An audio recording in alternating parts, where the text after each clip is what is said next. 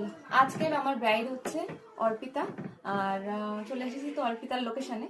তো আমি একটুখানি অর্পিতার কাছে জেনে নেব যে কেমন লুক আমার কাছেও চাই। বলো কি রিকোয়ারমেন্ট আছে? তুমি তোমার মতন করেই সাজিয়ে দাও আমাকে। আচ্ছা, কোনো চাও পাওয়া কিছু নেই আমার কাছে? লিপস্টিকটা একটু যেন রেড হয়। আচ্ছা, লিপস্টিকটা রেড হবে, চলো। আর বাদ বাকিটা আমার উপরে ছেড়ে দিল। একদম। এই আমার উপরে ছাড়া মানে চাপটা আমার বেড়ে গেল, কারণ ওর পছন্দ সেটা হবে কি না, তো সেটাই অনেকটা চাপ বেড়ে যায় মানে আমাদের মতো আর্টিস্টদের।